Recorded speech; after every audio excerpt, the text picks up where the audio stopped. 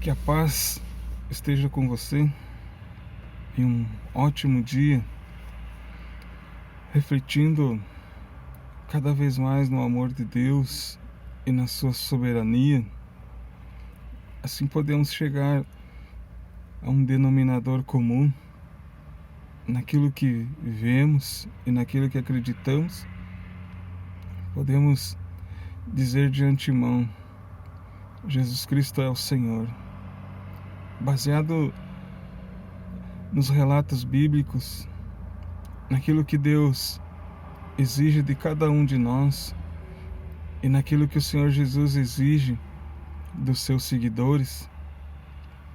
No relato bíblico de João 3,16, nós encontramos uma base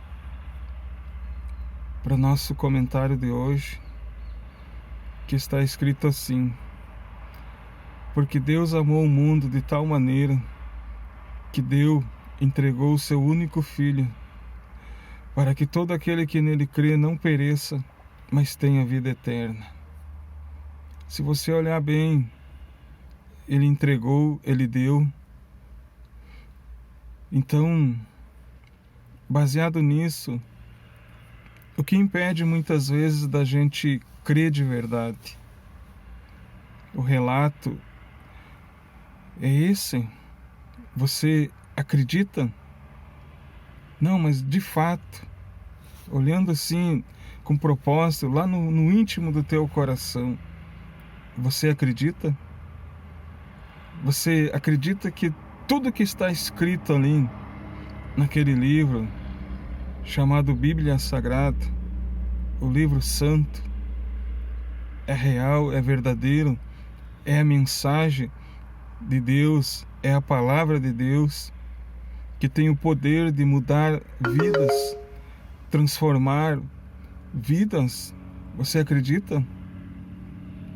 Não, eu estou perguntando sério mesmo. Você acredita? Porque o que estamos vendo hoje é realmente aquilo que Isaías falou quando, pela vontade de Deus, ele disse assim: esse povo em vão me adora, esse povo honra-me com os lábios, mas o seu coração está longe de mim. Então, olhando nesse contexto, como podemos definir fé e crer? É a mesma coisa? Eu creio. Se nós voltarmos um pouco atrás nos evangelhos, lá estava um pai aflito, angustiado, porque o seu filho estava sendo acometido por um espírito maligno. E ele disse a Jesus assim: mestre, eu trouxe o meu filho que está atormentado por um espírito imundo, que muitas vezes ou lança na água, range os dentes, espuma, e muitas vezes o lança no fogo para destruí-lo. E eu trouxe ele aos teus discípulos e eles não puderam expulsar o espírito imundo.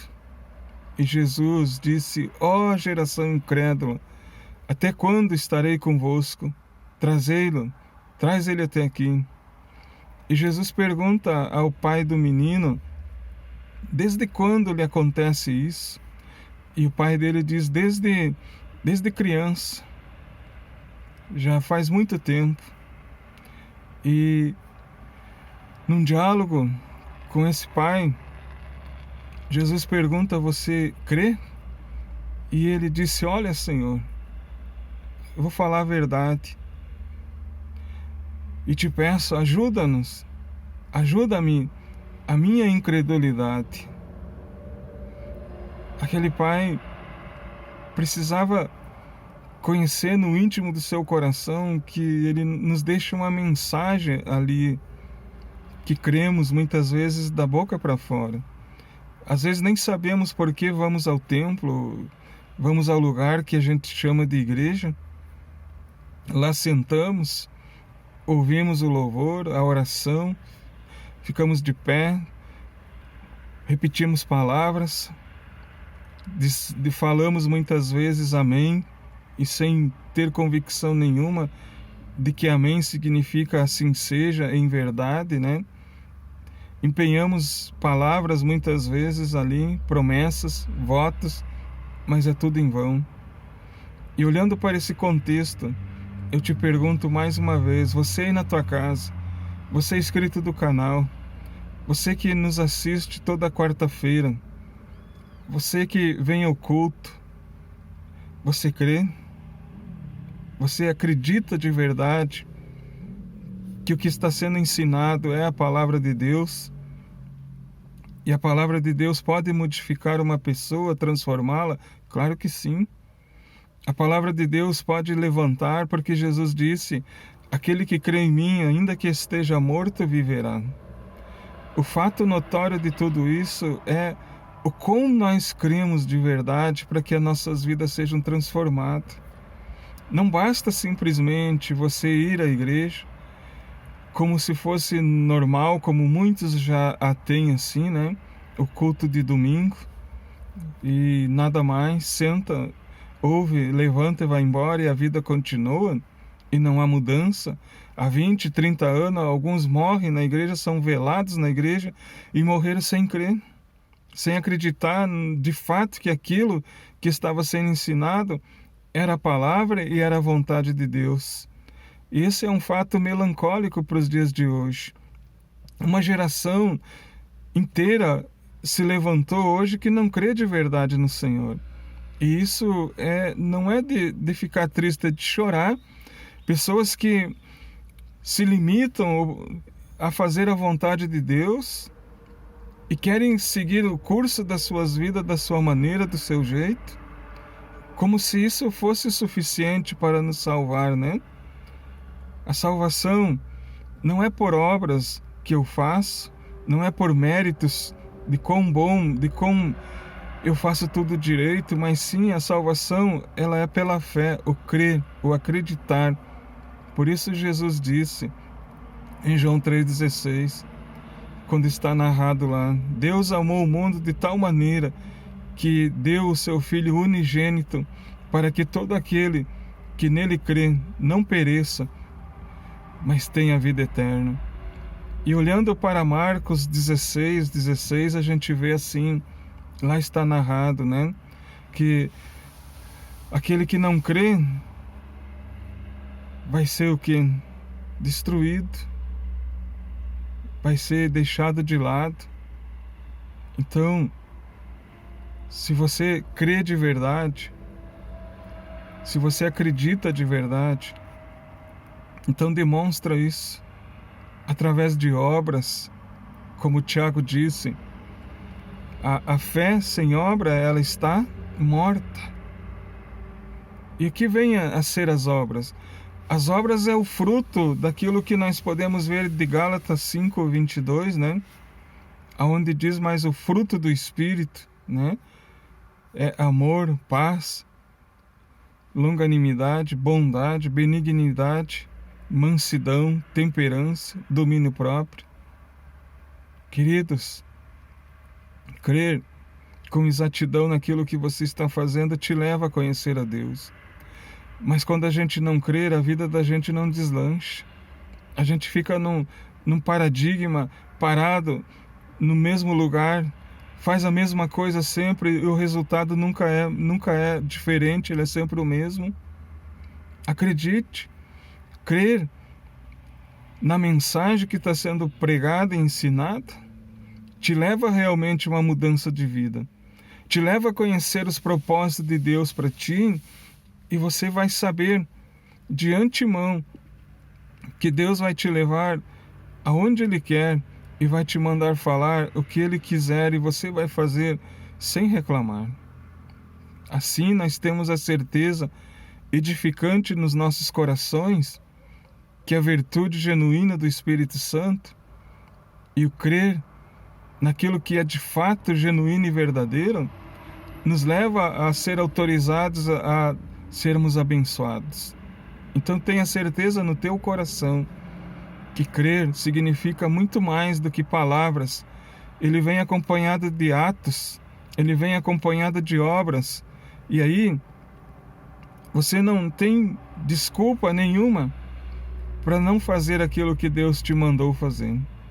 Então, queridos, analise no seu coração, você crê de verdade? Você tem certeza absoluta que quando abre a palavra, a Bíblia, Deus está falando contigo e você está pronto para obedecê-la? Se sim, se a tua resposta é sim, então você crê. E se você acredita que você morreu para o mundo e agora vive para Cristo, e que você não tem mais amor, você não tem mais vontade das coisas desse mundo, então Deus está falando contigo nesta manhã. E eu quero dizer a você, ande nos caminhos do Senhor, persevere.